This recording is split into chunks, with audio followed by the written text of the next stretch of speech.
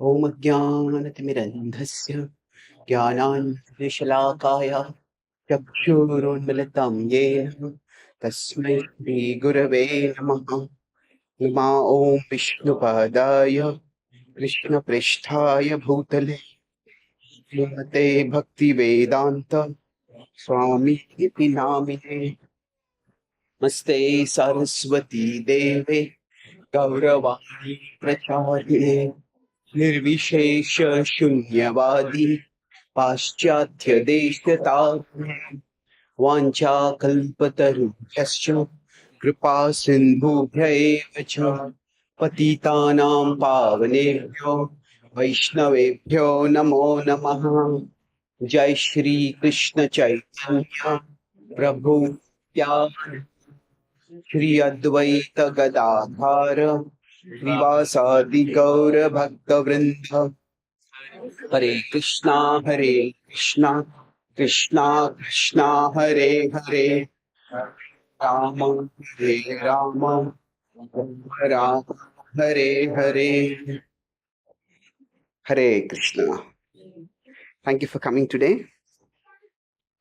And we continue our discussion on the Markine Bhagavad Dharma. And we're coming right into the middle of the song over here.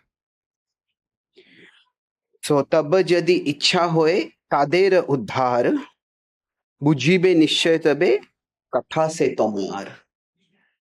So, tab jadi, Prabhupada is talking over here about how if you desire this to happen, if you desire this to happen, then it will happen. Tadera uddhar. Now that raises the question, if you desire their deliverance, then the deliverance will happen. So then the question comes up, will Krishna not desire anyone's deliverance? Won't Krishna always desire the deliverance of everyone? So, yes, that is true.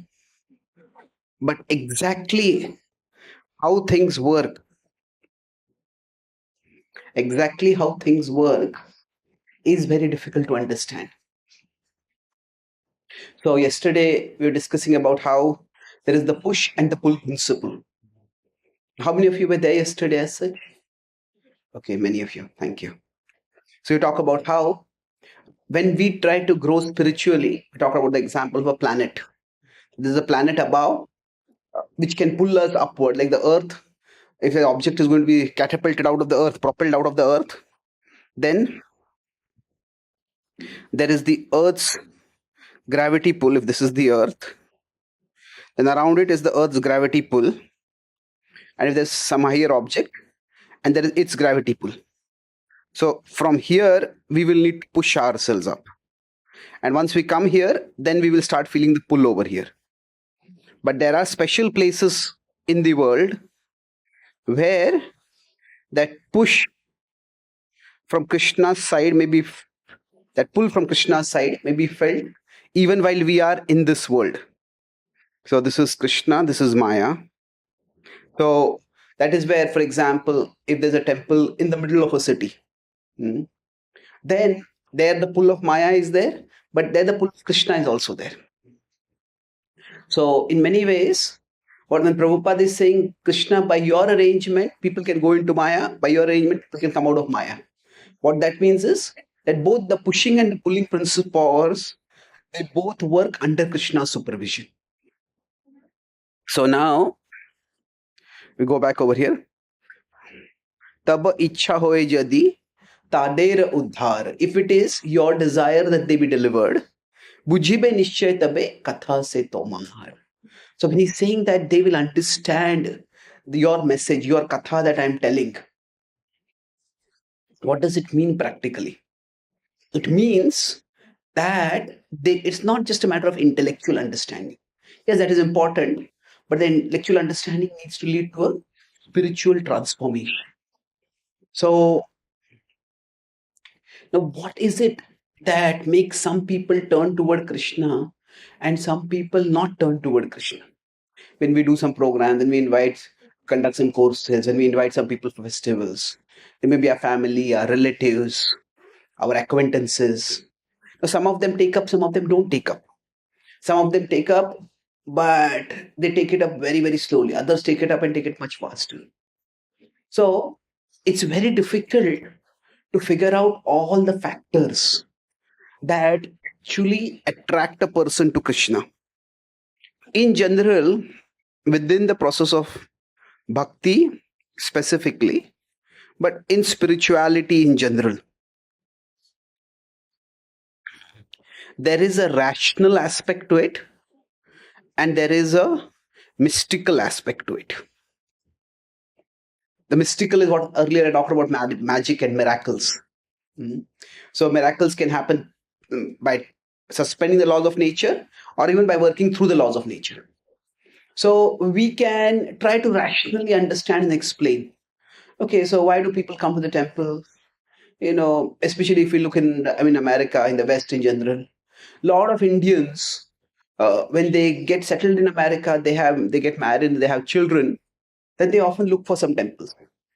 So we can look at rational explanation if they want to pass on the values of their tradition, their culture to their children, and they feel a temple will be a good place for them. That's a rational explanation, and that's fair enough. But then, why don't all parents who have similar concerns come there? Some parents come, some parents don't, isn't it? So the rational explanation is there. Like somebody might be very, very successful in their life and they feel no need for God. And suddenly they have a severe career setback. Maybe they lose their job, maybe they get some severe health diagnosis, or they're going up and suddenly they crash. Then maybe that makes them humble. That inspires them to come towards Krishna.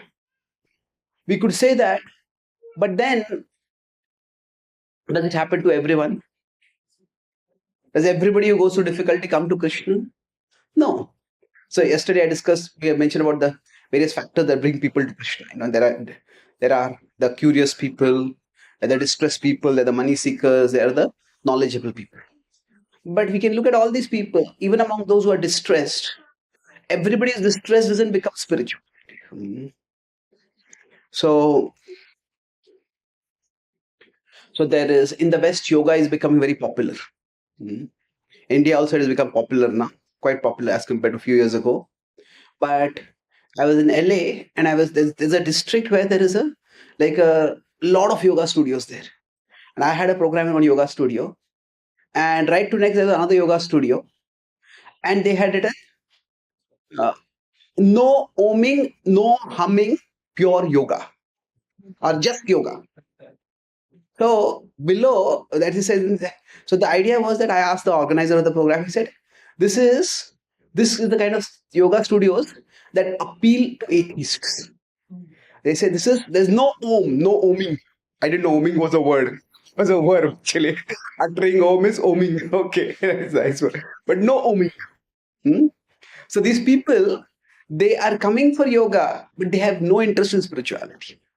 Not zero, no interest in spirituality. So that is how they're advertising it. We assure you there'll be no oming and no humming over here. Humming is basically like humming or uttering of mantras. So this is just yoga. So you could have people attracted towards yoga, and that's how they become attracted to spirituality. But people may become attracted to yoga without getting attracted to spirituality also. Like they may not want any spirituality at all.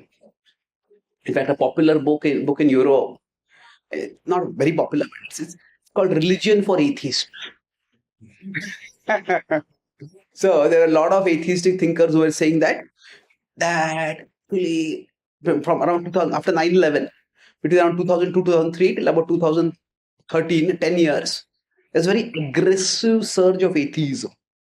There are many atheists who wrote books which are bestsellers, and they predicted the death of God, and God will be eradicated. They said there is one atheist who said that among all the ideas that the human mind has invented, there is no idea that has caused as much destruction in human society as the idea of God. So God is the most toxic invention of the human mind. Anyway, so that's a very toxic idea. They felt they were very aggressively going that people will become atheistic. It just didn't happen. And now what their reasoning is that actually religion provides some psychological and social support. When you come together and do some activity together, you sing together, you do some communal activity, and you get a sense of social support and you get a sense of psychological support. So they are saying how we can have that same support provided for atheists. So there is this whole phenomena called AC. In India, what does AC mean? Air conditioning. In Europe, AC means atheist churches. So they call themselves these are churches, but they are for atheists. So the point I'm making over here is simply this, that we cannot rationally explain exhaustively why someone will come towards Krishna and why someone will not come towards Krishna. I could go into this. Now, this much more in detail, but I'll stop over here. The point I'm making is that it's not that rationality is unimportant. It is important. It is important for us to at least analyze and understand. But that alone will never give us a conclusive answer. Right? Because of this, because of A, B happened. Hmm? Because of this reason, this person came to Bhakti. Okay, fair enough. But if that were the only factor, then all the people who are in that situation would come to Bhakti. But they don't come to Bhakti. So that mysterious element, which is beyond human control, which is even beyond human cognition. Cognition is understanding, comprehension. That is what sometimes is referred to in our tradition as the will of the Lord.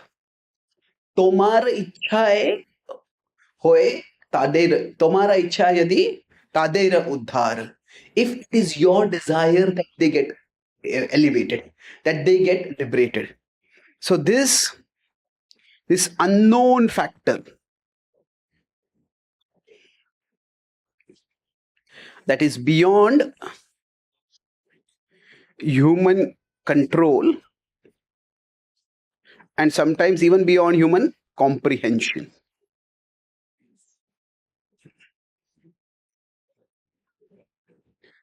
So that is sometimes called as the divine will, the will of providence, the divine will, destiny, all these different names come in.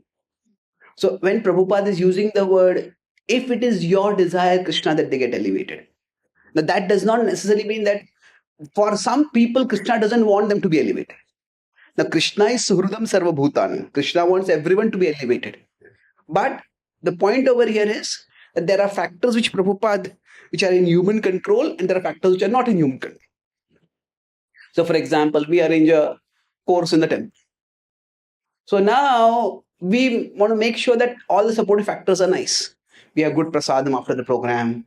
We have warm, welcoming devotees who talk with people, who help them to develop relationships. We arrange good speakers, not just technical speakers, not just the sound system.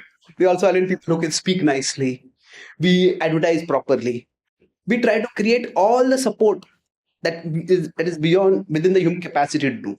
But even after doing that, sometimes things just don't work. So it's like sometimes you will see if there is a teacher, there's a teacher and there is a seeker. Now sometimes it is like the teacher's effort is 99% and the seeker's effort is 1%. Isn't it? That the teacher makes all the arrangements and the seeker has to do very little. This is not to minimize the 1%. I mean, 1% is also important. But there are also people who will see that, in many cases, the seeker's effort is 99% and the teacher's effort may only be 1%. So when I was in Canada, I met one devotee who, who, who was from Iran. Now, this person, he got introduced to Krishna consciousness online, because Iran is quite a hardline Islamic country. There are Indian immigrants there also, not many. They're there. But in some countries, in some of the Middle East countries, at least the private practice of religion is allowed, apart from Islam. And in some countries, even private practice is, if not forbidden, it is quite risky. In countries like Bahrain and a few other countries, UAE is becoming a little more liberal because they want to be more economically prosperous. there the private practice is allowed. But Iran is a place where no private practice is allowed. So this devotee came across the Krishna consciousness through online talks. No, just some devotees talk popped up on YouTube when he was watching something, and then he came across, started reading Prabhupada's books and other books, and then there is absolutely no support. So he was in a job in Iran, and he started corresponding with devotees, and then finally he changed his job. He gave up his job. He did a 1 year degree in a different field, and then to do a further degree, he got a job. Sorry, he to do further degree, he got a student application to come to America, and he did all that so that he could have association of devotees. And now, so many people go emigrate to a different country for better material prospects. He emigrated to America for better spiritual prospects. So now, in this case, yeah, he had some spiritual guide, but here you will see that the effort done by the devotee is so much more, isn't it? This is not again to devalue the effort done by the teacher. Objectively, you can say sometimes some people just put in so much effort. So, but even with that, is telling me that so many things could have gone wrong. Now, I might not have got my application for studies in America approved. And or I could have come to America to a place. America is also a huge country. It's much bigger than India also physically. So you can go in America to a university where there are no devotees also. There are almost like not just universities. There are some entire states in America where there is practically no temple or no center also. It was small, maybe 1 or 2 devotees are there, nothing. So a lot of things worked out. So there are factors which are under human control, and there are factors which are beyond human control. So Srila Prabhupada is saying that in his perspective now, he doesn't have any institutional support over here. He has a plan to create an institution. He's not yet created it. But what is he saying over here? That I will speak the words, but whether the words will have an impact or not, that is determined by you, O Lord. Now, it's a very interesting point in this whole song. Srila Prabhupada's focus is not so much on the audience directly. It's Prabhupada is not thinking about, oh, these Americans are this kind of education, this kind of culture. If you see, Prabhupada could have been going to Russia for that matter. Or Prabhupada could have gone to Australia. Prabhupada could have gone to Africa. And almost the entire song would have been the same. There's nothing America specific in the song. So it's for him. Once when Prabhupada was in America, so he had gone to Africa, he said, what is your message for Africa? One reporter asked him. At that time, our movement was quite big, and whenever our leaders would travel to different places, we were quite new. So, what is your message for Africa? Prabhupada said, my message for Africa is the same as my message for the rest of the world. It is that we need to love God. We have forgotten God, and if we forget God, then we can never have peace, we can never have happiness. So, in one sense, of course, the audience is important. And that is there. But in this particular focus, what we will see is Prabhupada is not talking to the audience here. Prabhupada is talking now over here. There is if we consider, we humans connect with the divine in broadly 2 ways. These 2 words are sometimes used interchangeably: prayer and meditation. So now, while these words are used in many different ways, broadly speaking, prayer is when we speak to God. Meditation is when we listen to God. So prayer is where we are pouring out our heart's concerns, our fears, our aspirations. We are pouring that out and calling out. Prayer is where it is we who speak, and meditation is where we calm our mind, we open our heart, we become more receptive to hear. So now chanting is it a prayer or is it meditation from this perspective? How many of you say prayer? How many of you say meditation? What is the safest answer? Yeah. The safest answer is both. It depends on how we are doing it. That, uh, sometimes when we are chanting, it is like, uh, sometimes we're chanting, we try to calm our mind and just hear the holy name. Now, if the focus is on hearing, then it's meditation. If the focus is on speaking, it is we who are chanting. It is we who are calling out to the Lord. Then the focus is more on praying. Now, both are there. It's not that it is one. So, but both are there. So sometimes, some devotees, if you see the chant, Hare Krishna, Krishna Krishna, Hare Hare, Hare Ram, Ram Ram, Hare Hare. It's almost like their chanting seems anything except peaceful. So, as I mentioned, I traveled to the West quite a bit. So we sometimes once a year we take Western people to a tour of India, Western, mostly the yoga students. So once they had come to the Govardhan Eco Village near Pune, near Mumbai, and they had come to the morning meditation session. So we taught them mantra meditation, and after they came to the morning japa time in the temple, 5:30, and one of them said that, was this meditation or was this war? So sometimes what happens is, if our mind is not focusing on Krishna, the mind is agitated and we become agitated why the mind is agitated. So then sometimes it's almost like, we trying to catch our mind and offer it to Krishna, or are we trying to catch Krishna and force him into our mind? Krishna, where are you going? Come here. So the mood has to be that always it is that Krishna is the controller, the holy name. We can't control and command the holy name. But why am I talking about this over here? So what is being offered right now by Srila Prabhupada? What is it? Is it a prayer or a meditation? It is primarily a prayer. So Prabhupada is praying Krishna. So, for example, if we have a high stakes meeting with someone, and so there's some conflict, and for resolution of the conflict, we are praying to Krishna. Maybe we are chanting before that.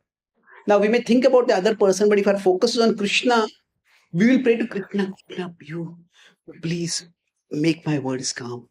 Please make my perspective understandable to the other person. So, yes, other people are there, and people's free will is important. But here, when Prabhupada is speaking, his focus is on Krishna. He is directly praying to Krishna. Krishna, you make my words understandable to them. So for us, that yesterday I talked about the push and the pull, the now or the upward pull and the downward pull. We can't control all those factors. We can try to help create an ambience where the upward pull is strong, and we can try to create an ambience where the downward pull is less. I was in Australia, in Canberra, and there was this many years before. I had gone there for Gaur Purnima. And then in the morning program, we were sitting and chanting, and it was a very small temple. So right next to the temple was the kitchen. And they were planning to have, because it was a weekend, so the Gaur Purnima festival was not in the evening, it was in the morning. So while everybody was doing japa, there were like delicious aromas coming from the kitchen. So imagine if, say, we have to chant, and you tell people, okay, this is a 10-course feast. This 10-course feast plate will be right in front of you. Look at it, don't look anywhere else, and chant attentively. Now it is prasad, but what will happen? There, the pull towards the world will become much more. So, generally speaking, we can try to create an ambience where the upward pull is maximum and the downward pull is minimum. But beyond that, whether somebody will be pulled upwards or somebody will be pulled downwards, that we can't control, isn't it? So that's something which has to be carefully decided. So we have to. So there is something which is in human control, but there's something which is beyond human control. So Srila Prabhupada is emphasizing this point. So the way I'm putting it is the rational and the mystical. If you go back over here, that there is rational is broadly it is within human understanding, and then after human comprehension is there, then human control is there. Once we understand what all needs to be done, now sometimes we may be able to do it all, sometimes we will not be able to do it all. Suppose we are doing a first time a program in some area, then it's not our venue, somebody else has provided us the venue, we may not be able to control many factors over there, so we may not be able to arrange everything right. But we can try to arrange as many of these factors as possible. So for example, our children, we all want our children to grow up and become devotees. Now we can try to arrange as many factors as possible. Now we can try to have a nice temple in our home. We ourselves practice bhakti nicely. We engage our children in devotionally joyful activities. Maybe we have some skits, some dramas. We teach them some instruments, and they learn something. So we can try to arrange all these things. But beyond that, every child is a soul, and every child has free will. So we can't control that. And if some child does not become a devotee, that cannot blame the parents for that. The parents have to try. Prabhupada's own children did not become devotees. And they were pious people. Their mother was pious, and they also were pious. But they were not sadhakas. They never became devotees in the sense of sadhana. So we cannot control these factors. So if you go back to there is the rational aspect and there is the mystical aspect. So in the journey of attraction to Krishna or dedication to Krishna, the rational aspect is yes or no. The mystical aspect is yes or no. So now if you consider the 4 quadrants, which is the best situation to be in? 4th, yes. So this is the best.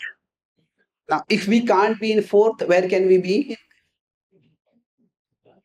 Where can we try to be? Yes, 1, yes. We could say this is the second best. This is good.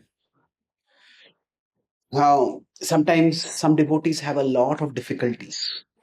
Everybody has difficulties in their spiritual life. But we sometimes, some devotee may come to a place where where the leaders can sometimes be very demanding or very dictatorial, or sometimes the leader itself has some spiritual problems afterwards.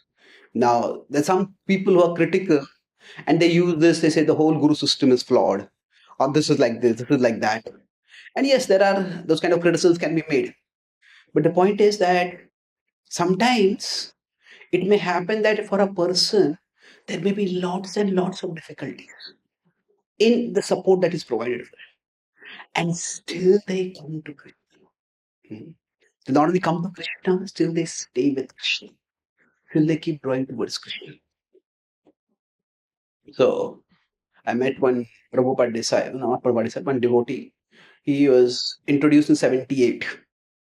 So actually he was introduced in 76 end, 1976 end. So he was actually recommended to be initiated by Prabhupada. But somehow the temple president was supposed to make one call. And the temple president, I had made the call, but he had forgotten to make the call. Or rather, in the call, his name was not included. And that's why he could not be initiated by Prabhupada. And then after Prabhupada departed, he took initiation from another devotee. And various things went wrong. And he has had 6 spiritual masters till now. Each spiritual master had a problem. So now this can be devastating for somebody's faith. So when I heard his story, I said, "Whoa, it is, you are not a devotee because of ISKCON, you are a devotee in spite of ISKCON." Now, as a spiritual we want to provide support systems.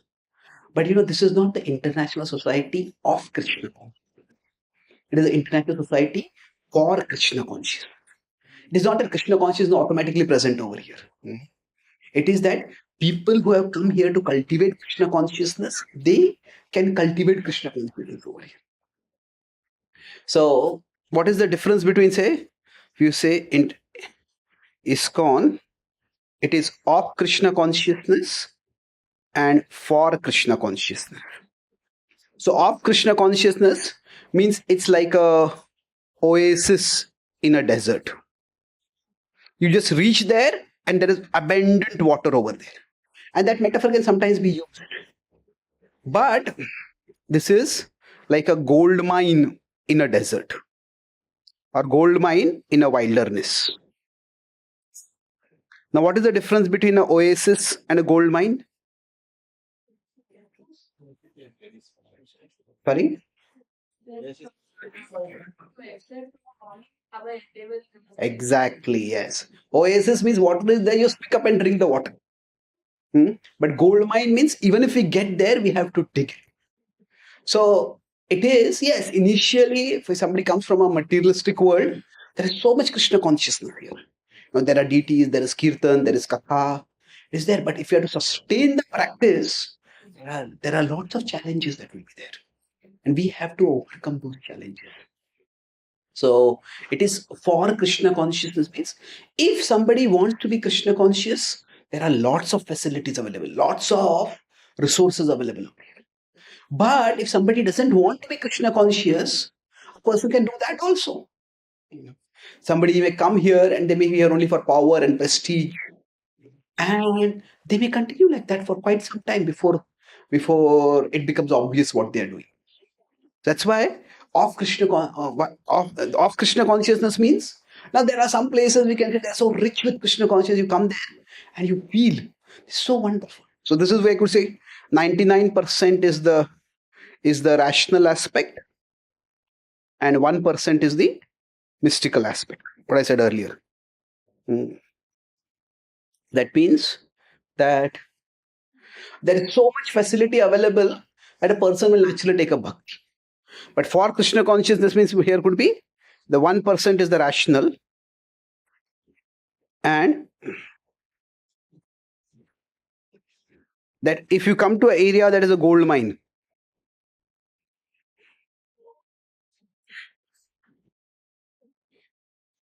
externally speaking, the gold mine would look like an ordinary area only.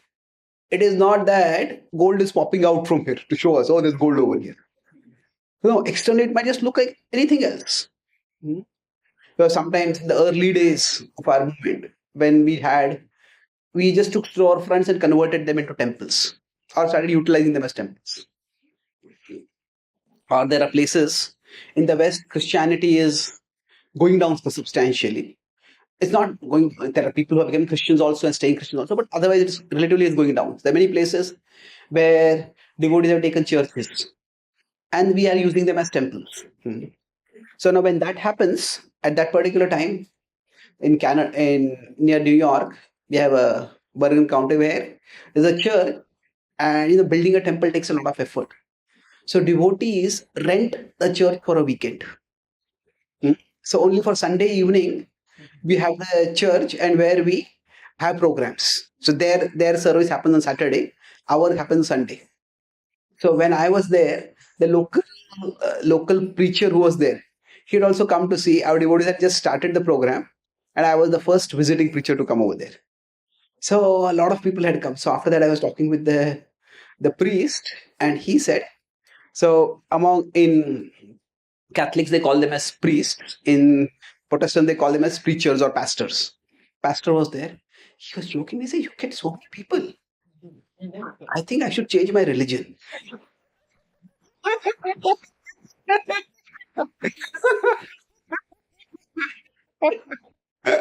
So now, in one sense, they're the supportive infrastructure. It's like there may not nothing may seem to be like Vedic spirituality over there. The churches have a particular kind of architecture, temples have a different kind of architecture.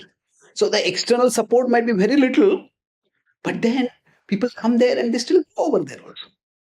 So the point, again, I'll just conclude this point. I'm repeating it from multiple perspectives, that when we are trying to share Krishna Bhakti, whatever factors are in our control, we try to arrange them as much as we can. But we also need to remember that there are many factors which are beyond our control. And that's why nobody can say, I know, in absolute sense, I made this person into a devotee, or I have made so many devotees. In a practical sense, we may say that, okay, I conducted the program, that's how this person became a devotee. But actually, there are so many factors that need to work out. Right? So, the Prabhupada is praying that Krishna, whatever is beyond my control, you take care of that. And that is how this will work out. So, can we sing this? Who would like to sing this? First, we'll sing the seventh, and then we'll sing the eighth also.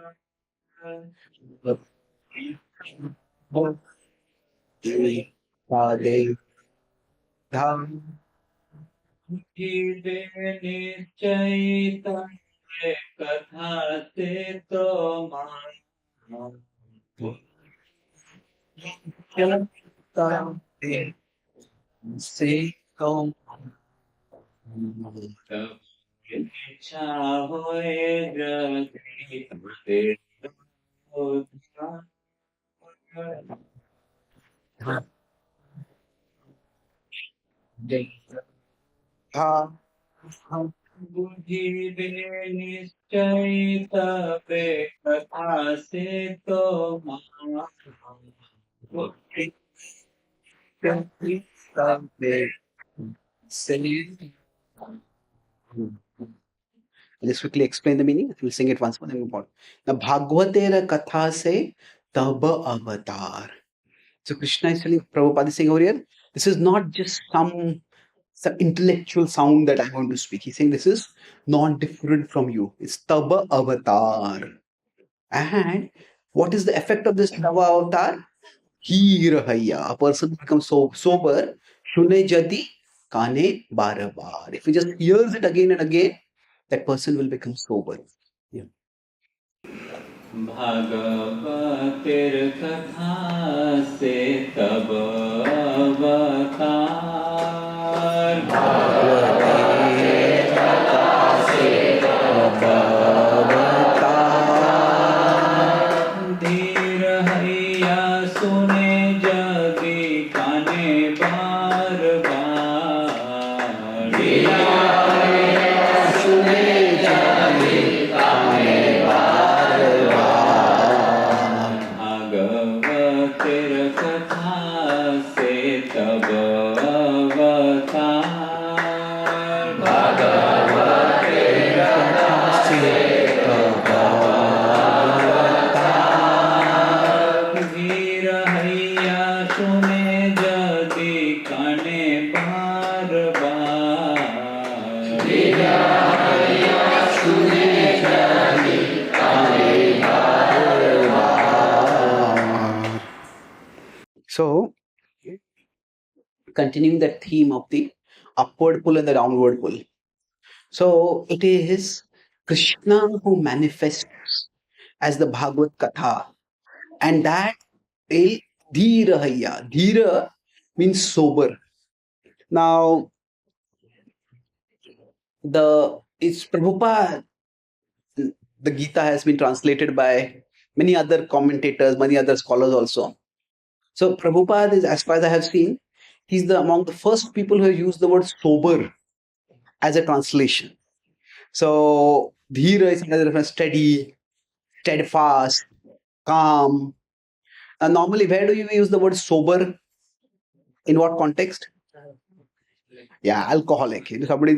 Somebody is drunk and somebody is sober. So now Prabhupada uses the word sober in the sense that Maya can make us intoxicated. And when we are intoxicated, we just lose sense of what is going on. What is right, what is wrong, what is less desirable, what is more desirable. We just lose our sense. So what Prabhupada is saying is, if somebody just keeps hearing the Bhagavad Katha, two things will happen. Hearing Bhagavad, that will lead to this downward pull that is there, the pull of Maya, that will become lesser, that will decrease. Now, of course, the more important aspect is that by hearing about Krishna, there's the upward pull that might be small, the upward pull will increase. The pull towards Maya will decrease, and the pull of Maya, pull of Krishna, will increase. So if we just keep hearing about Krishna, these two things will start happening with me. Now, this can happen by sometimes intellectually, philosophically. We hear stories. We may hear stories, say, of somebody like Ajamil, who just got captivated by Maya and just ruined a perfectly respectable life. And that can act like a cautionary tale. Or there are stories of, say, Bharat Maharaj, or where those stories can act at a conscious level as warnings, but it can also act at a subconscious level. Just okay, this is so sweet, this is so meaningful, so relishable. Why do I need to look at any other things in my life?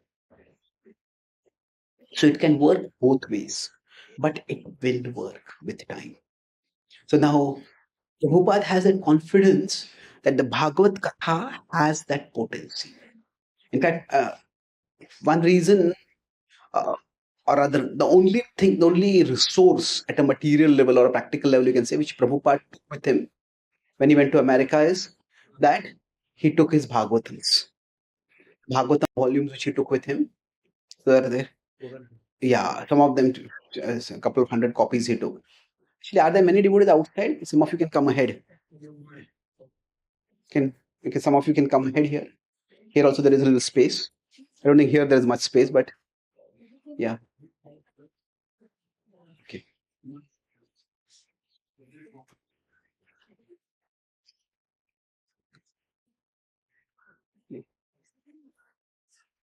Okay.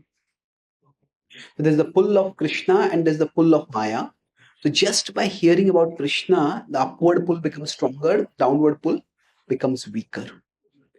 And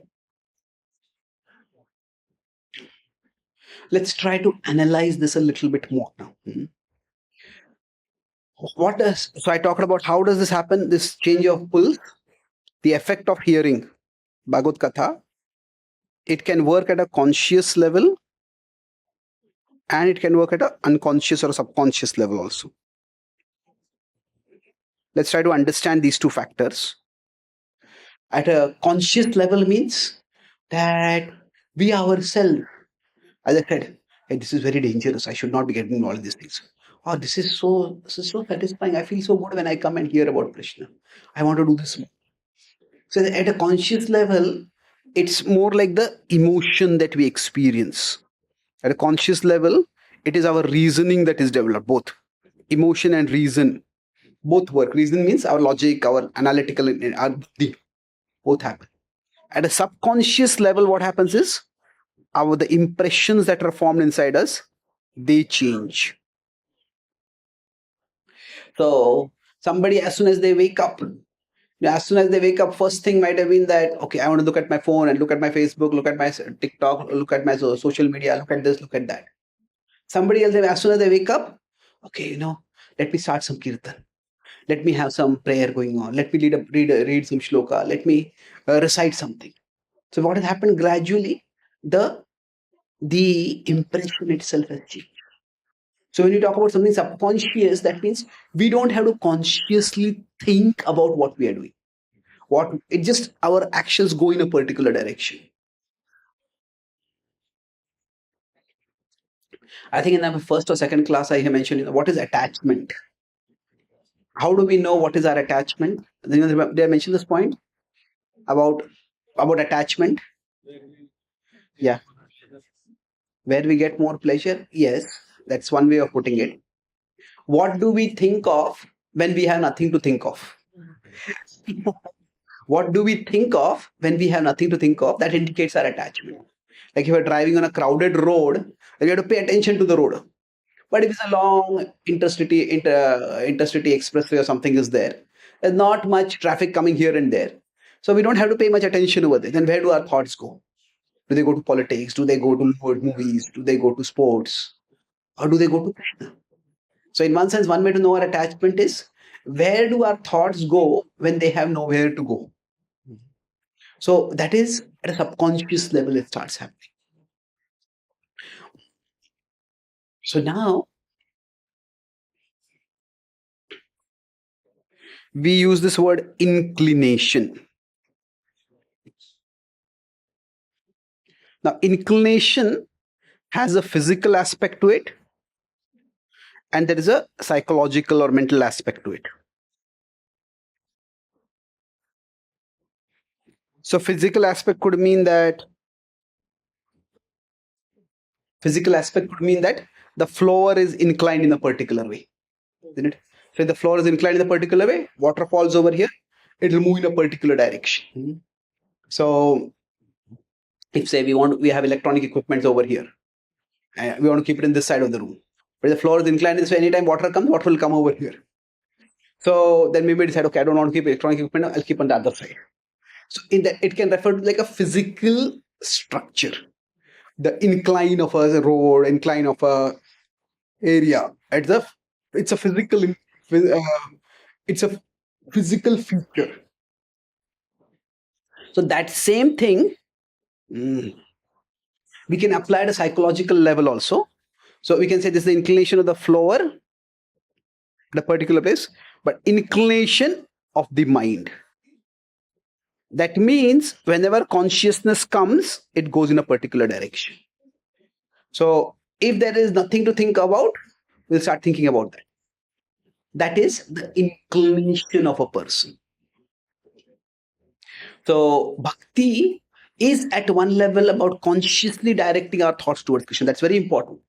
But when you keep directing our thoughts towards Krishna consciously, gradually at a subconscious level also the things change. So if we consider our mind is also a real thing. So if we consider, say if this is Krishna and this is Maya. So when we start our spiritual journey, our mental floor is largely inclined like this.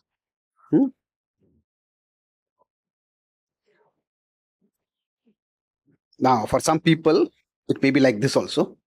Inclination may be much, much more also. But broadly, our mental floor is inclined towards Maya. So now, at this point, if we have to say this side is Krishna, this side is Maya, then if our thoughts, mental floor means our thoughts slide naturally towards Maya. So what happens is here, this side will be almost effortless. The thoughts will go in this direction without any effort. But in this direction, if you want the thoughts to go, it will be effortful. So this is how the mental inclination is. But as we become purified, as purification starts happening, gradually the inclination of the mental floor itself changes. So that over a period of time, our mental floor starts becoming inclined like this. And then gradually what will happen is, this side, our thoughts going towards Krishna will become effortless. Naturally, our thoughts will go toward Krishna. And to think about Maya, it will become effortful. When Krishna left Vrindavan and went to Mathura, the gopis were heartbroken.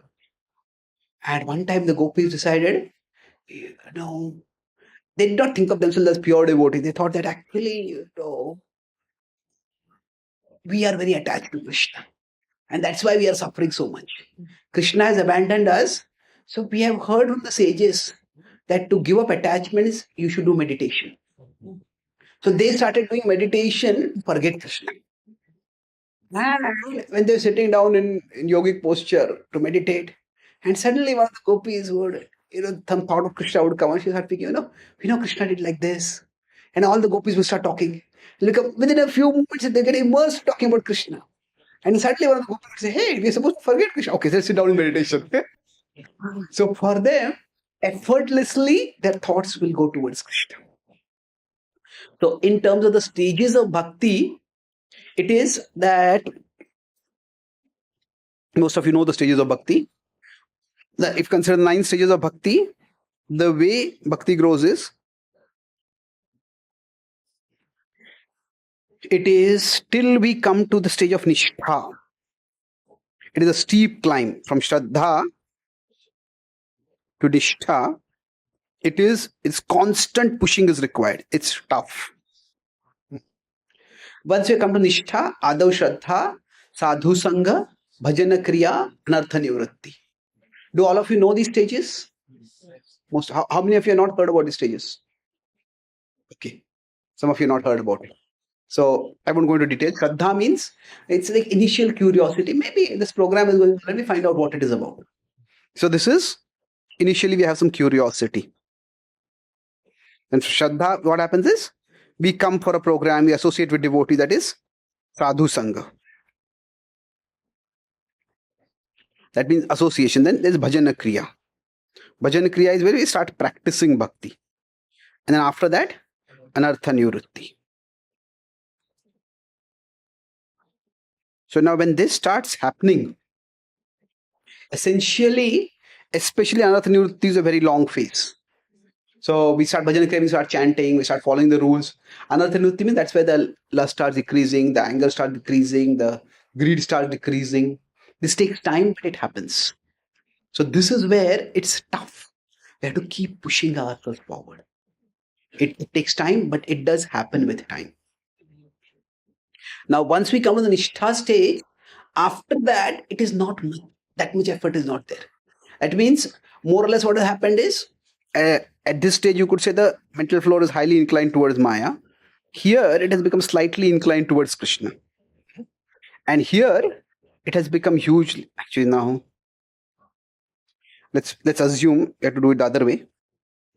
Let's assume that, Krishna is on this side and Maya is on this side.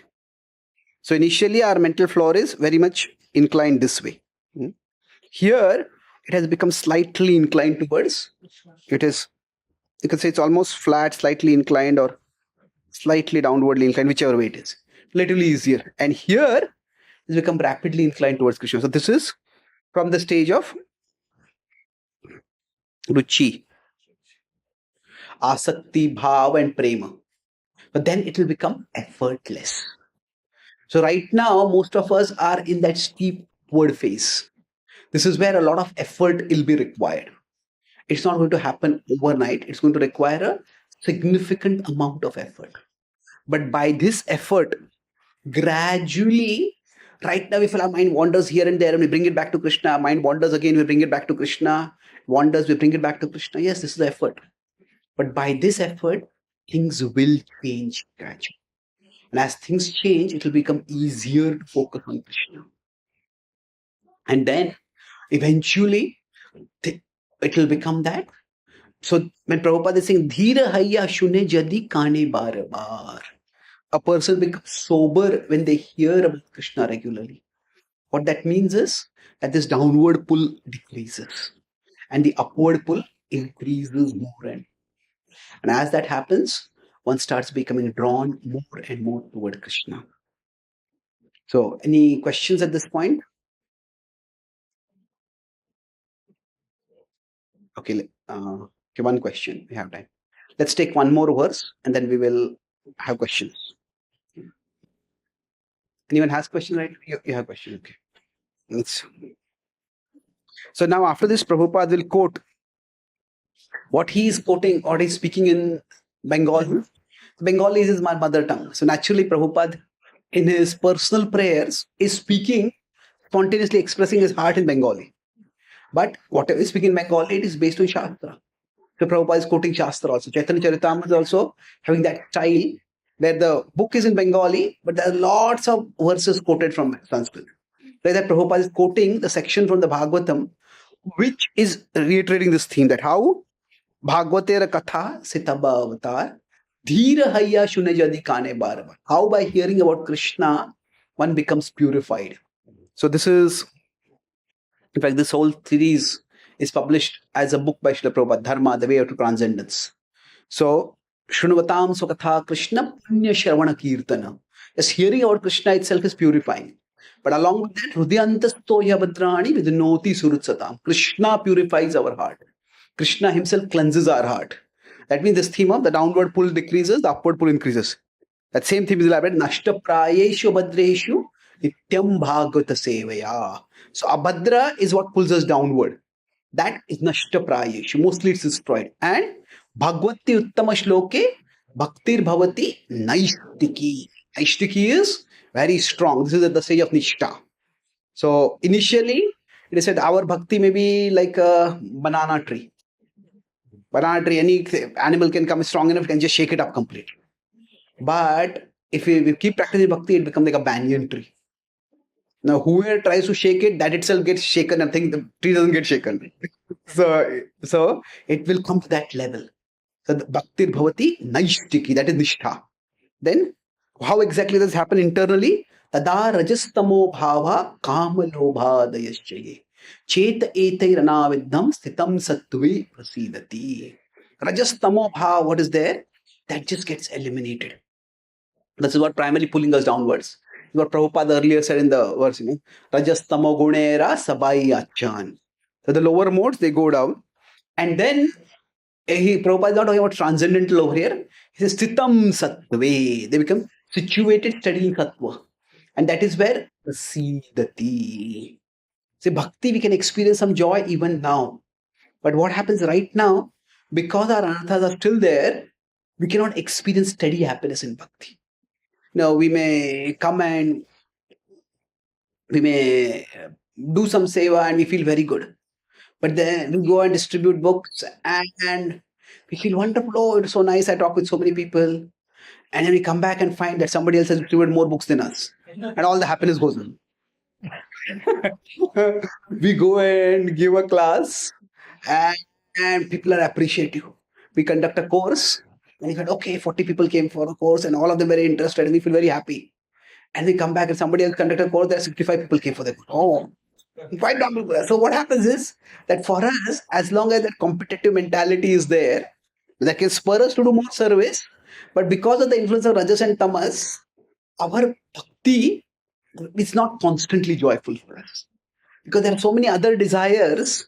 The desire for serving Krishna is there. There are so many other desires also there. But Sitam Sattve Sidati. We become steady in our bhakti. This is what I meant. This is what is going to give me happiness. This is the most meaningful thing in my life. Then, evam prasanna manaso bhagavad bhakti yogataha bhagavad tattva vijnana mukta sangasya jayate. Where with this joyful mind, with the joyful heart, when we practice bhakti, then we actually start understanding Krishna. Right now, our situation is, Krishna is nice, but Maya is also not all that bad. So, bhajanti ananya manaso. That Krishna is the only object of love. That it is in Krishna that all my heart's desires will be fulfilled. That Bhagavad Tattva Vijnanam. That Bhagavad Tattva, the supreme attractiveness of Krishna, we understand that. And then Mukta Sangasya Jayate. We become free from the Sangha, the attachment to the world. Ultimately, when we say attachment, what does it mean? Or attachment to the world? It means that we are constantly thinking that maybe something other than Krishna can make me happy. Now, yes, we know we need many things to survive in this world. That's important. But like wealth is necessary for survival. And we cannot live without wealth. That's why it's called Artha. But Artha is not Paramartha. It is not what wealth is necessary. We need to live with wealth. But we don't live for wealth. We live with money is required for living. But when we live for money, that means money is not just a source of sustenance or safety. Money becomes the source of joy for us. That's the purpose of life. That's the problem. So we start understanding that There is nothing other than Krishna. Mukta sangasya jayate. That's where vidyate hridaya granthis chidyante sarva samshaya shiyante chasya karmani bhishta evatmani shvare. That's where all doubts go away, all other desires they cease, and all the attachments disappear. And whatever self-motivate, that's whatever materially motivated actions are there for us, they just stop because we understand that Krishna is my Lord and I don't need any other Lord, anything other than Krishna. What is Chaitanya Mahaprabhu's prayer?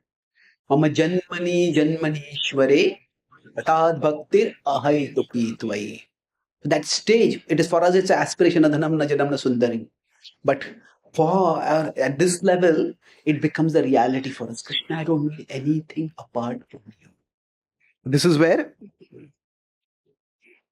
the same theme, Rajastamo hate tabe paibe nistar. Hridaya rabhadra sate bhuti betahar. So the Raja and Tama, they hate, the one becomes free from their torment. And Hridaya rabhadra sate guchhi betahar. So can we just sing this and then I'll conclude with this? Would you like to sing? Or anyone else would like to? रजसता मोहते तबे पाइबे निस्तार रजसता मोहते तबे पाइबे निस्तार हृदयेरा भद्र सते गुछिबे ताहार हृदयेरा भद्र सते गुछिबे रजसता मोहते तबे पाइबे निस्तार रजसता मोहते तबे पाइबे निस्तार हृदयेरा भद्र सते गुछिबे ताहार हृदयेरा भद्र सते गुछिबे So earlier we talked about the modes. The modes act at the level of the jnanendriyas, karmendriyas, and the mind. So essentially, what happens is there is artha. There are many things of value in our life. But the effect of Raja or Tamoguna is that what is artha becomes the paramartha for us. So everybody needs money. Everybody needs a certain amount of control or power. Everybody needs their space to do certain things. When Krishna went as Shanti Dut, he did not, he said minimal demands. But what was the minimal demand? 5 villages. See, the Pandavas were always united. But still Krishna did not say 1 village. 5 villages. Pandavas, the Kshatriyas, everybody needs a little bit of their own space. So, whatever is a certain level of control, a certain kind of schedule, certain level of... So, control, wealth, all these things are important in our life. But when they become the most important thing, when an artha becomes the paramartha, that leads to anartha. So, for example, money is artha. But when money becomes the paramartha, the supreme purpose of life, then that leads to the anartha of greed. Lobha comes when money, everybody needs money in life. But when that becomes the supreme purpose of life, that leads to anartha. Now we all need some control in life. When people don't listen to us, nobody likes it. That's natural. But when somebody is not listening to us, we want control. But we also want the relationship. When in that moment, control becomes the most important thing. I want to put you in your place. And then at that time, we speak such words that can hurt the other person permanently, that can ruin the relationship permanently. So everybody needs a sense of control to some degree. But when that becomes the supreme value, most important thing, then that is where it leads to anger. So the anarthas are often they are arising from not something which is completely valueless, but rather when value completely worthless. The word valueless in English has the opposite meaning. So much value that we can't know we can't measure the value. Invaluable like that. But when you say worthless, so often the things are important, but when they are made into all important, it's when it becomes an anartha. So rajastamo gune era sabai achamana. So when these less important things are becoming too important for us, that's the time when we get pulled again and again, here, there, and everywhere. And that's how we just can't move forward. So for us, when we hear about Krishna, we start understanding that it is Krishna alone who is the Paramartha. Now that does not mean that we give up Artha. It means that when Krishna becomes the Paramartha for us, then naturally anything else, then Anartha that is there in our heart, that starts decreasing, that disappears. That's why the focus, it's interesting. Like sometimes we talked earlier about addiction in one of the sessions, and then people try to give up addiction. It's not so much, yes, we want to give up addiction if somebody has some addiction, but the focus cannot be on giving up addiction. The focus is not on what you give up. The focus is on what we take up. It is when we take up something more important in life that we can give up something which is less important. So, and this principle applies everywhere. So in bhakti, it's not that as devotees we are constantly struggling. There is no vigilance, like there's no moral police to watch. Okay, is this devotee eating meat? Is this devotee doing this? Is this devotee doing that? No. The point is we connect with Krishna and other things fall by the side. So of course, sometimes we need to protect ourselves from those temptations. But the focus is on connecting with Krishna. This is not the International Society for No Meat Eating. It's not the International Society for No Intoxication. There are societies like that also. But there are vegan societies, vegetarian societies. Those things are important. But it is Krishna which is most important. That's why for us, when we are trying to practice bhakti or grow spiritually, we need to keep our focus on Krishna. Not focus so much on Maya, whether I'm able to give this up or not, whether I'm able to give that up or not.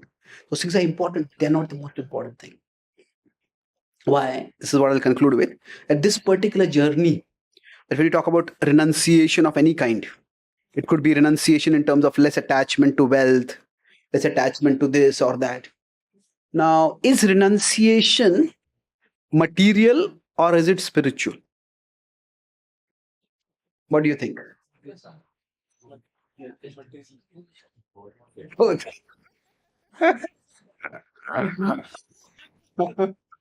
See,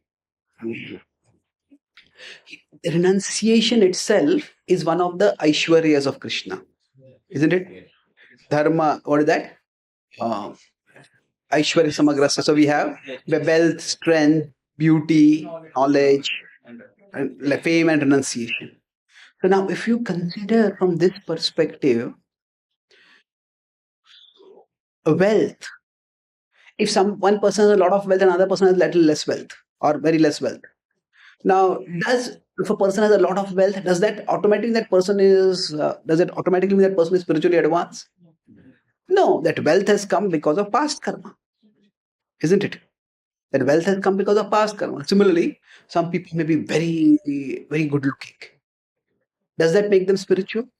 Not necessarily. So now, among these 6 Aishwaryas, generally wealth or strength or beauty, they're very attractive in this world, but nobody will mistake them to be spiritual so much. But Gyan and Vairagya, these two can be very easily mistaken to be spiritual.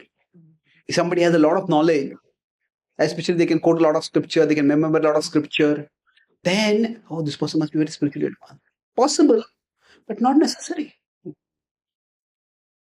There are academic scholars who may study scripture or may study a traditional scripture very exhaustively, and they may not even believe in God for. So somebody might just have intellectual nature that using it for some field. Hmm. So similarly, vairagya or renunciation is also a gift that a person may get by past karma. Hmm. So what do I mean by this? Now, most people think of renunciation means, oh, you have to take sannyas and you go to the forest. No, renunciation can also mean if you are not very emotionally uh, turbulent. See, somebody renounced, they can stay calm. So most people may say that everybody likes to be good looking, everybody likes to be wealthy. Do people like to be renounced? Well, people like to act. People may not like renunciation. People like the result of renunciation. That is calmness.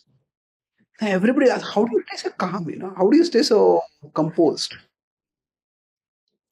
So now, if we consider, cricket is very popular in India. India previously had two captains. Kohli was like uh, very expressive, not just expressive, aggressive. Before that, Dhoni was very calm. He was called Captain Cool at one time. Now, does his calmness mean that he is renounced? No, he's not renounced. He's into motorcycles and he's like 70, 80 motorcycles. He has something like that. He may have, I'm not criticizing him for that. I'm just making the point over here that some people are just naturally calmer than others.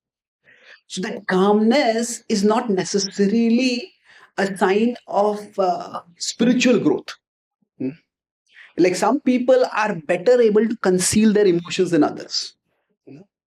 They may be disturbed, they may be attached, they may be agitated, but they can put on a poker face and show no emotion at all. So renunciation can be material in the sense that if we say it is a result of past karma.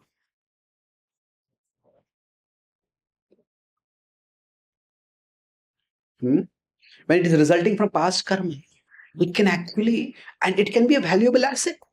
If somebody has to make high stakes decisions, somebody is working in a company and you have to decide, take investment out from here, put the investment over here, or do this, do that.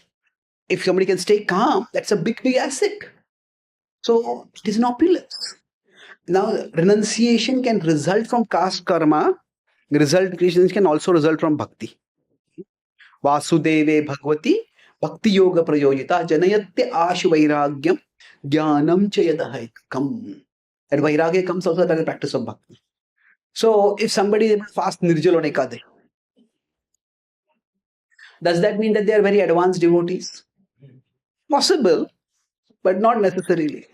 When I was staying in Pune. Sometimes we had in the ashram we had two groups. I was in Pune, then in Mumbai for some time. In Mumbai we had. It's a joke, there is a Nirjal club and there's a Nirlajja club.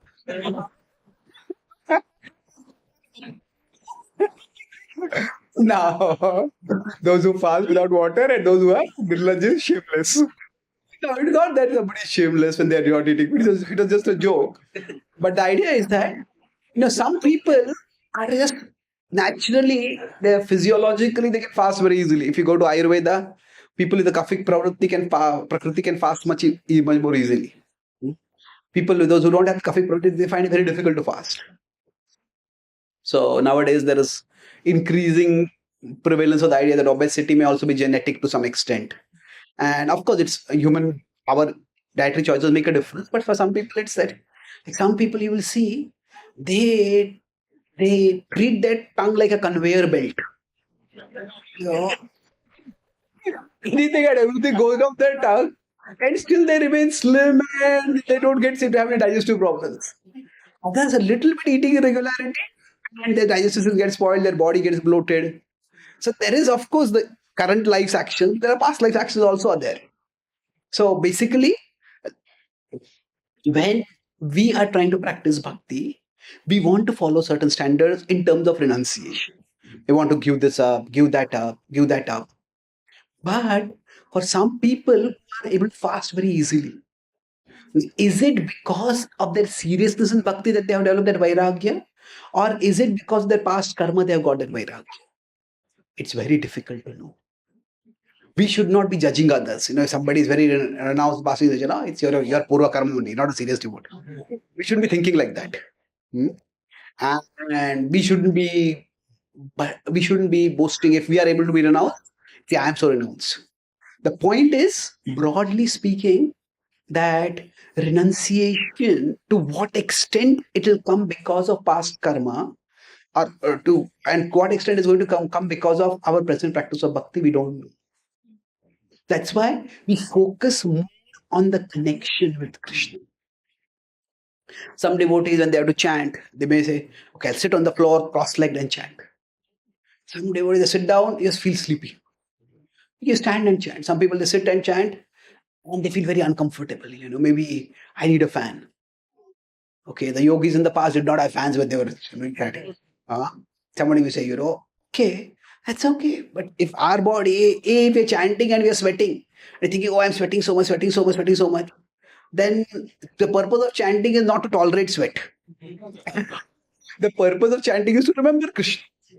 So, okay, if you need a fan, have a fan and focus on chanting. So, don't make renunciation of the material as the sole criteria of our spiritual growth. So now, if renunciation is there, it's good, but that's not what is the primary criteria. And this is not to devalue renunciation also, but it is also to not overvalue renunciation. So to conclude, we talk about artha and anartha. So why did I take this? See, even renunciation is also an artha. And if we make renunciation the supreme artha, that can also lead to anartha. If renunciation becomes the paramartha, the paramartha is always Krishna. So if renunciation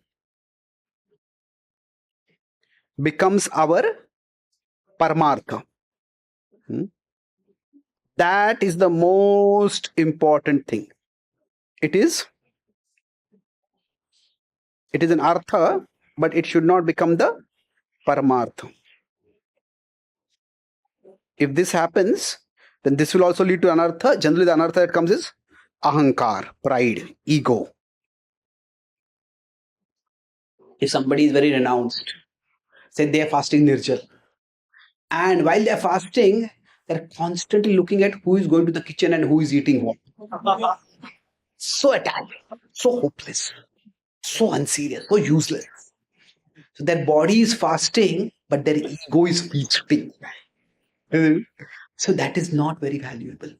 So even just as wealth should not become the paramartha, just as good looks or power should not become the paramartha, similarly, renunciation should not also be on paramartha for us. So we don't, with respect to renunciation in bhakti, the way Prabhupada is talking about it is that he's saying this just by hearing of Lord Krishna, this will come. So we don't want to devalue renunciation, or it's not important at all. It's all because of past karma. That's not true. But we also don't want to overvalue renunciation. This is the most important thing. If I can't renounce, then I am worthless. We all may have some anarthas. Some devotees may have been very short-tempered in the past. And now their anger has gone down, but still their decreased anger still may be more than other people's anger. You say, how can somebody who is a devotee is practicing for 10 years, 15 years, 20 years, 30, how can a devotee get angry like this? Well, yes, they get angry. That's not a desirable thing. But their anger, we can say their anger is for Krishna's service. They're trying to serve Krishna. And is it spiritual anger? Well, a devotee who is getting angry should not claim my anger is spiritual. Anger is not a very desirable thing. Hanuman burnt Lanka, but after burning Lanka, the first thought that when he that excitement, that thrill, in today's language we use the word adrenaline, when it goes down, I thought, I burned the whole of Lanka. Did Sita get burnt in this? If Sita has got burnt, then in my anger, I defeated the whole purpose of coming here. What a fool I have been. At that time, Akashvani came. Sita is safe. Don't worry. So, of course, Hanuman was not burning the forest, burning the Ashok Vatika. He was burning mostly the palaces. but still that fear was there. So when we get angry, we should never justify our anger. My anger is spiritual. But if somebody else is getting angry, should we think their anger is material? Then again, we should focus on what is anukul, what is pratikul. That if we can see that this devotee is actually so concerned about serving Krishna, and for the service of Krishna, this is important, this is not working out, then this devotee got angry. But suppose some devotee in anger speaks very hurtful words, becomes very offensive or abusive, then we may decide that I don't know why this devotee is getting this angry. I don't know whether it is coming from a desire to serve Krishna or a desire to control, but maybe I cannot work so closely with this devotee. So focus not so much on judging the other devotee, focus on whether this is favorable for my bhakti or favorable to my bhakti. So in between is we value as a resource for serving Krishna, as a resource for Krishna Seva. So when we have this understanding, then whatever is nistar is, Prabhupada says that we'll get relief from the things that keep us away from Krishna. Within the limits that might be there by our conditioning, will imposed by our conditioning, we'll still keep moving forward towards Krishna. So I'll summarize what we discussed. 3 main points we discussed today. The first point was about how when we are practicing bhakti, in bhakti, whether somebody takes up bhakti or not, there is a rational side which is in human understanding and human control, and there is the mystical side which is beyond human control. So Prabhupada in his here, the prayer is to Krishna. This is more a prayer. That's why he's not focusing so much on the people and their free will. He's saying, I can do what is in my control, but whatever is not in my control, Krishna, you take care of that. So we discussed how there's the rational aspect and there's the mystical aspect. This fourth quadrant is the best. One is also good. We try to situate ourselves in one of these quadrants and we try to move towards Krishna this way. That was the first point we discussed based on how Krishna, if it is Krishna's will, then people come. So why people come, it's very difficult to understand. Then the second part we discussed was that Bhagavatera Katha, it's Tava Avatar. So hearing about Krishna, what does it do? What it does is that the downward pull that is there, that will decrease. This is the first effect. And the upward pull that is there, it will increase. So this is the effect of hearing. And how does this effect come about?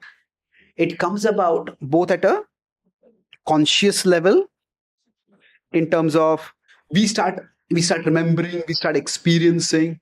It is at the level of our buddhi, at the level of what we remember ourselves, but also at a subconscious level. Subconscious level means, we discuss if this is Krishna, this is Maya.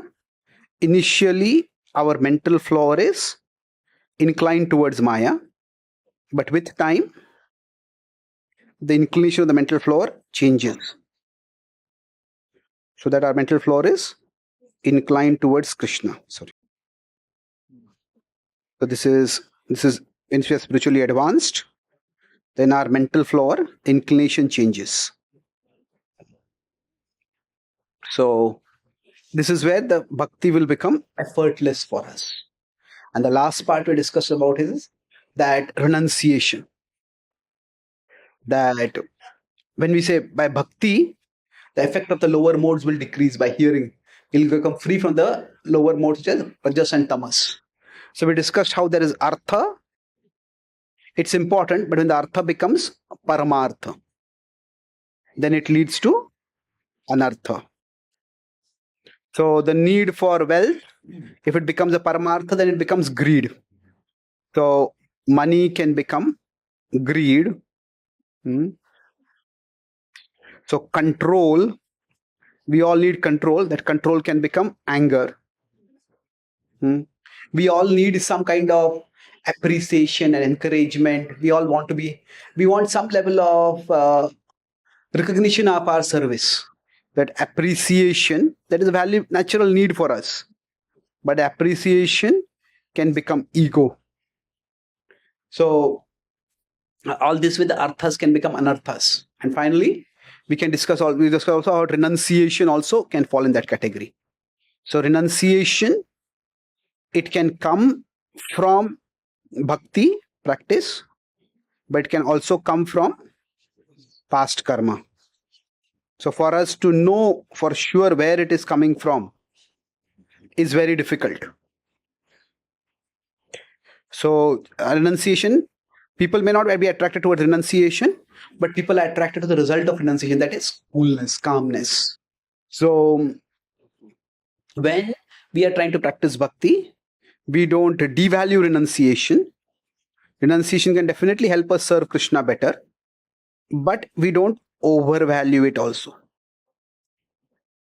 We learn to value it as one resource in our service to Krishna. Thank you very much. Hare Krishna. Are there any questions? You can, one question will take. Here only. You also have a question. Okay.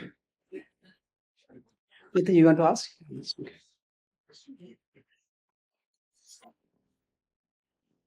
Thank you so much, Prabhuji, for clarifying so many of the past misconceptions and all what we have read, clarifying those. Like which one?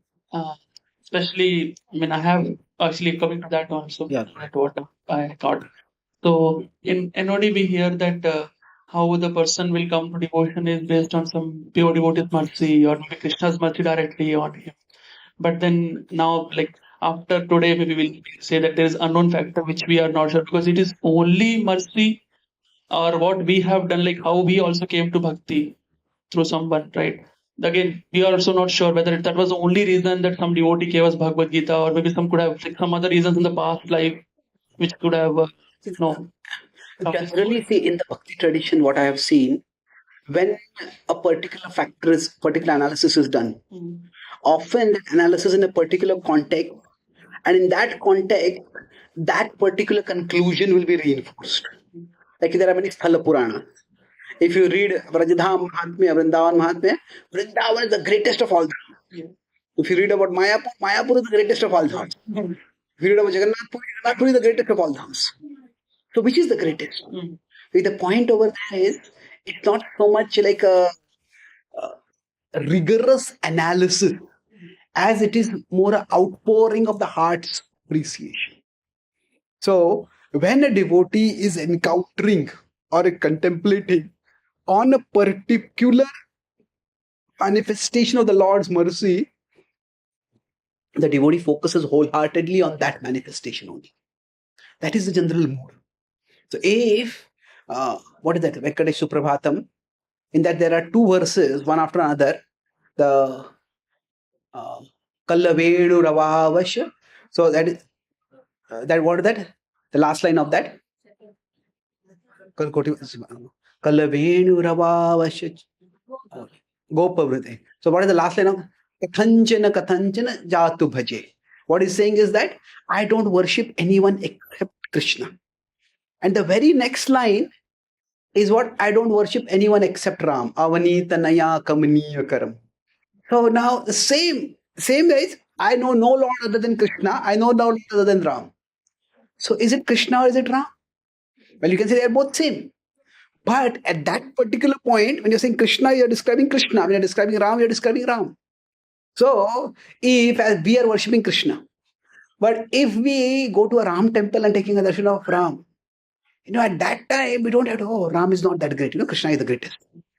So no, at that time, just immerse ourselves in Ram pastimes and fully take the mercy that is available over there. So the point is that we don't have to compare. So coming to specific answer, when analysis is done, often it is in a particular context, and in that context, that particular thing will be emphasized the most. But we also have to understand there is something beyond the context also. So, for example, if Jagai Madai pastime is being talked about, then the power of the holy name or the power of the mercy of Mahaprabhu, that will be highlighted. Now, if we consider it is in the Jagai Madai pastime, it is Mahaprabhu, Chaitanya Mahaprabhu, Nityananda Prabhu who give the holy name. Their personal agency is emphasized.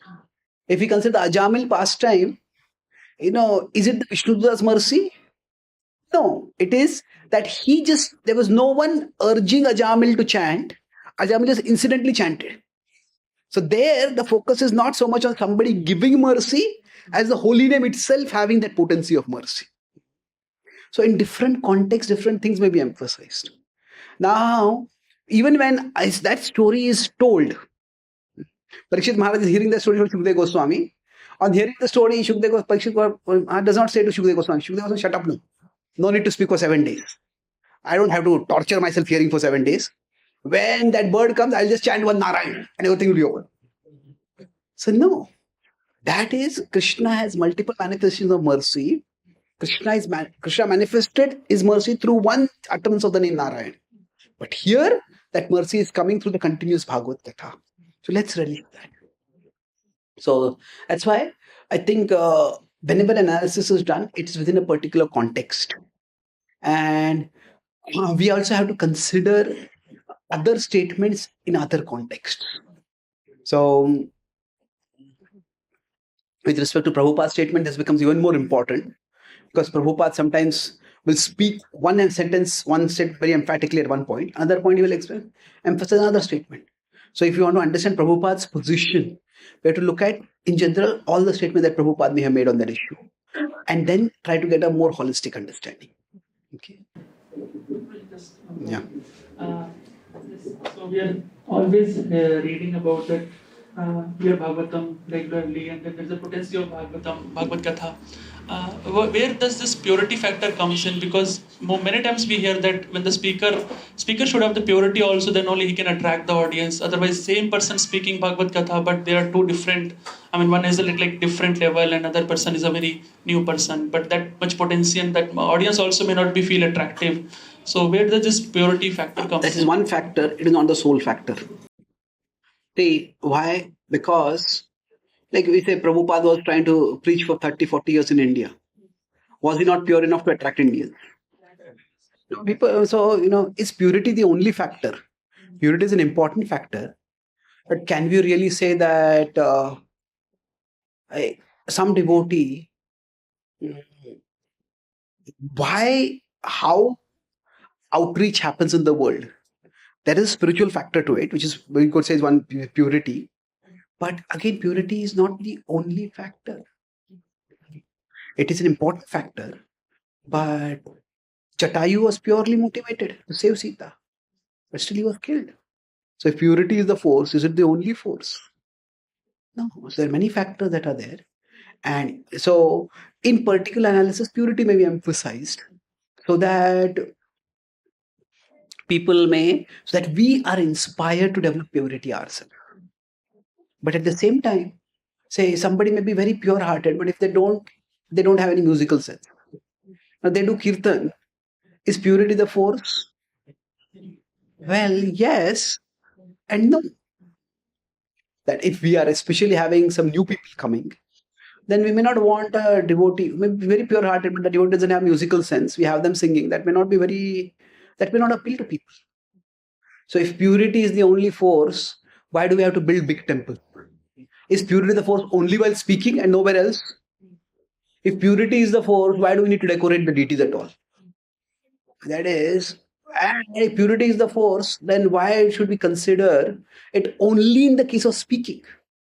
Now, is it that if the pujari is pure-hearted, then the deity's beauty will be more manifested?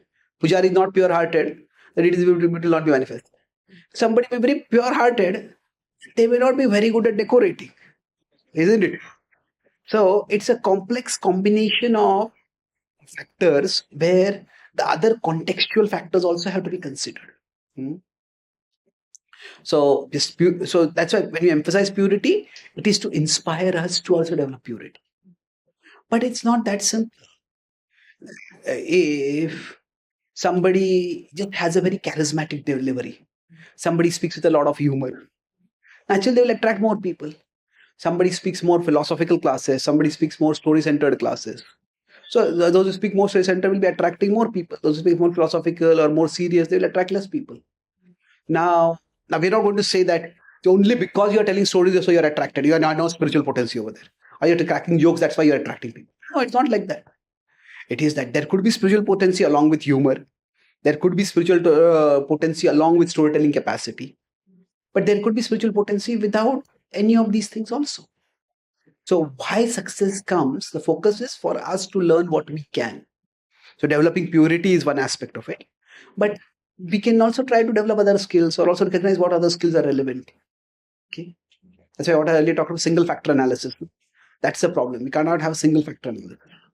My question is that, like, as you were saying about few anarthas, and you were also saying, like, when we are very happy and inspired by something, what we do in devotion, but suddenly we see that the other devotee has done a lot of good distribution than us, and then we are not unhappy suddenly.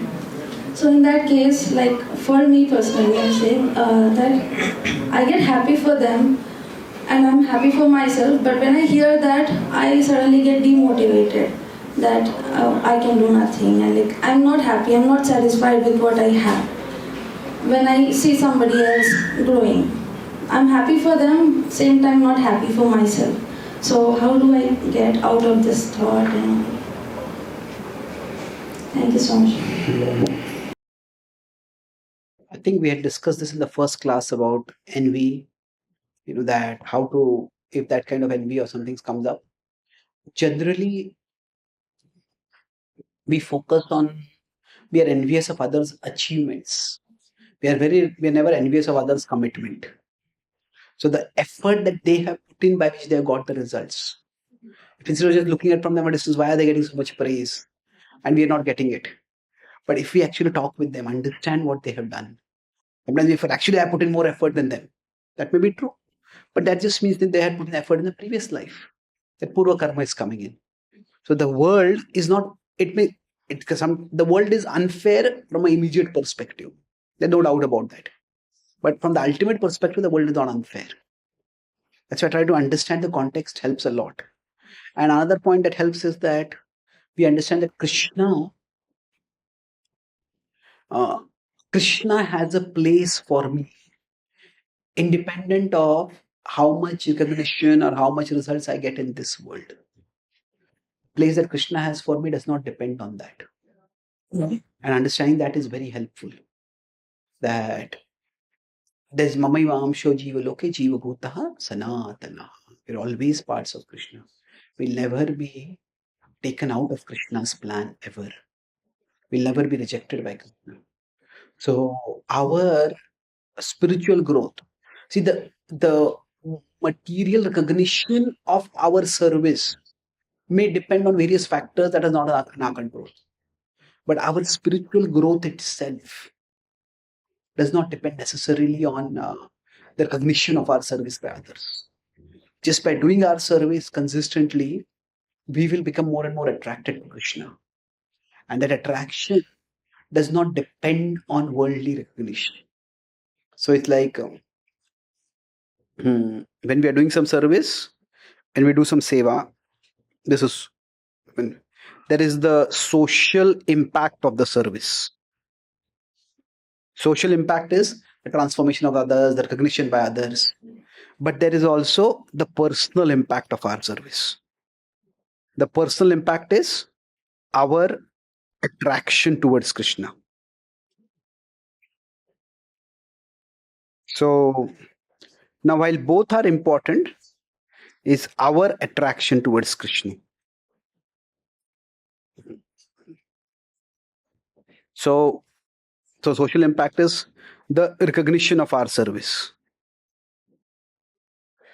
So now both are important. We are a part of a missionary organization. So naturally, we want results to manifest at an external level also. So it's best if we could be over here in this fourth quadrant. This is the best. But even if this is not there, this is also good. So we sometimes may overvalue the social impact and completely devalue the personal impact. The personal impact is largely between us and Krishna. If say every day we are hearing Bhagavatam, every day we are trying to distribute books, then we will be purified. We will be going towards Krishna. So does that answer your question? Thank you. Yes, ma'am. Any quick question? Yeah. Hare Krishna. Okay. People believe what they see, but a copper tiny chip in our device connects the world through Wi-Fi signals and frequencies, all invisible. So why doubt the divine just because he is unseen?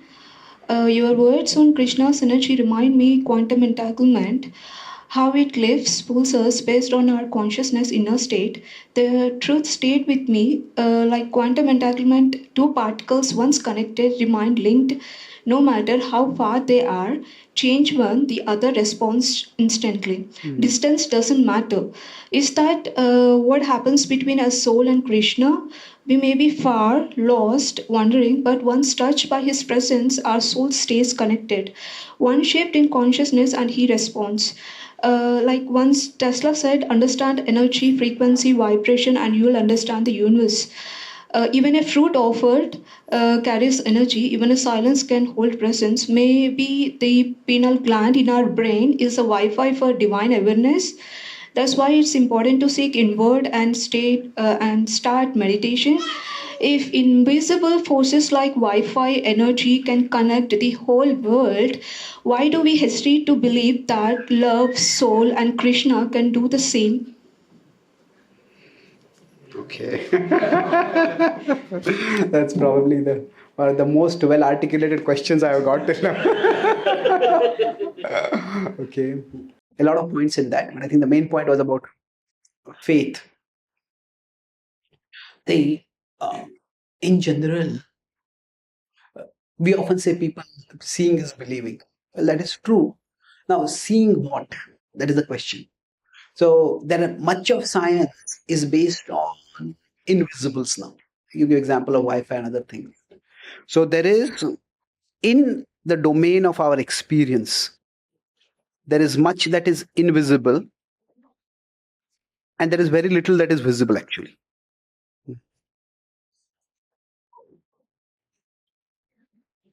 So now, is it that people believe only in the visible? No, people believe in the invisible also, but when the invisible has some visible effects.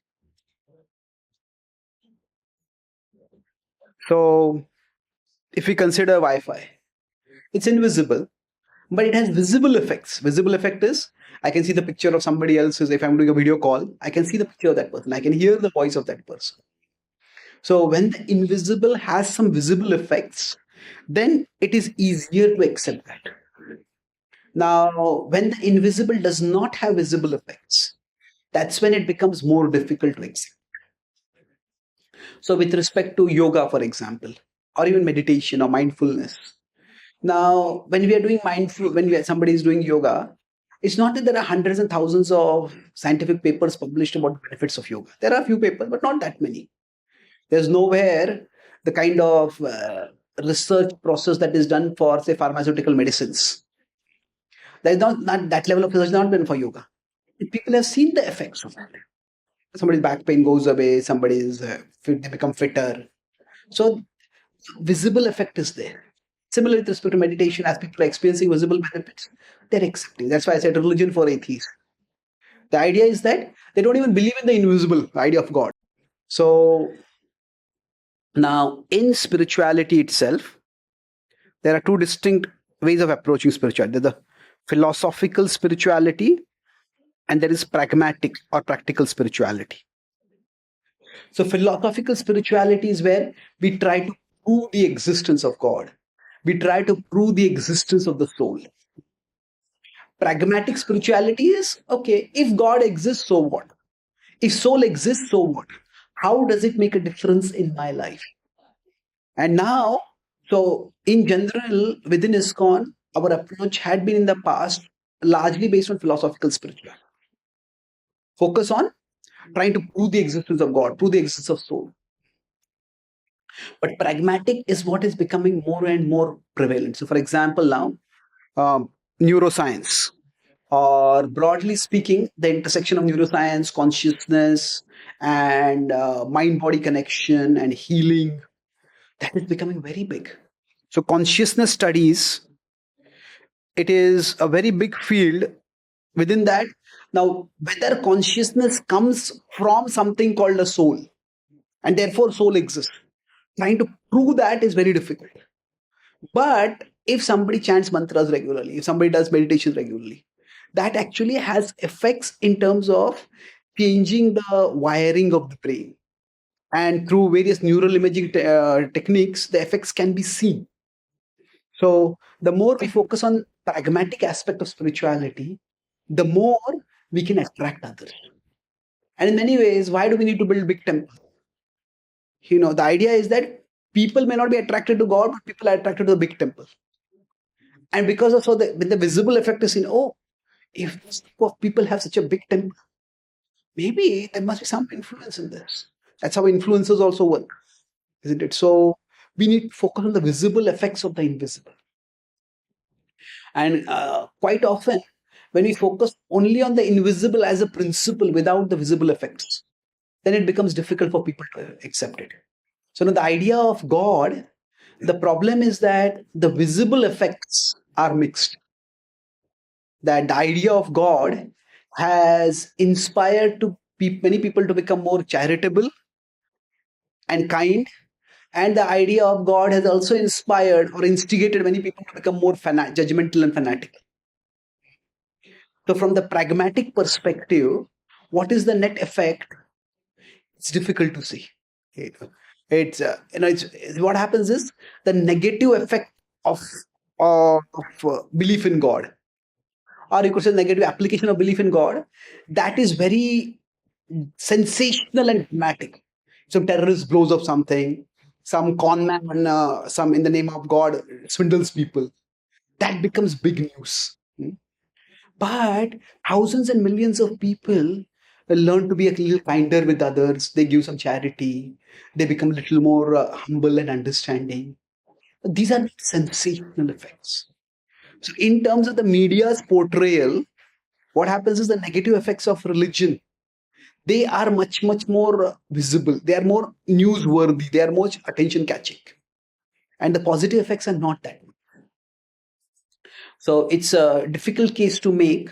But broadly speaking, in terms of meditation and personal spiritual practice, it is a significant force. So in general, in the West and the westernized world, more and more people are open to spirituality as a personal practice. And lots of people are, okay, if this helps you, do it. I can also try it out. But people are very, very averse to religion as a political force. So at an individual level, if it helps you, you do it. But at a collective level, it becomes a problem. Or that is the perception. And it is true also to some extent. So in general, when the visible effects of the invisible are if explained or emphasized, then that can inspire faith in others. And that is the difference between, say, technology and spirituality. Technology provides the visible effects much more easily. Spirituality also provides, we can say, people give up bad habits. Somebody might be an alcoholic, they give up alcoholism and they start practicing bhakti. They give up some anarthas. And that is good. But sometimes religious people also develop some anarthas, at least in worldly eyes. They become judgmental, they become proud, they become puritanical. Then that puts off people also. So now is the relationship with Krishna and the soul something like quantum entanglement? Well, that's a technical question. But broadly speaking, what the phenomenon of quantum entanglement does establish is that the universe is much more mysterious than what was thought of by the ideas of classical physics. So now exactly which ideas within quantum physics can be correlated with ideas in spirituality, that will require a little more careful analysis and exploration. That can be done. We can talk one-to-one separately, or on my thespiritualscientist.com, I have a whole answer on quantum entanglement. You can go to if you search on that. But in general, quantum physics has actually made physics less physical and made physics a little more metaphysical. That it's opened because classical physics was all about gross things, but quantum physics is almost entirely about subtle things. So definitely, though, what we can say is that as physics is advancing, it is opening the human mind, even the scientific mind, to the existence of forces and factors that would have been dismissed as unscientific in the previous centuries. Okay, thank you. I think we'll stop here. If there are any further questions, we'll discuss in tomorrow's session. Thank you very much. Srila Prabhupada ki jai. Shri Krishna Bhagwan ki jai. Gaur Premanande.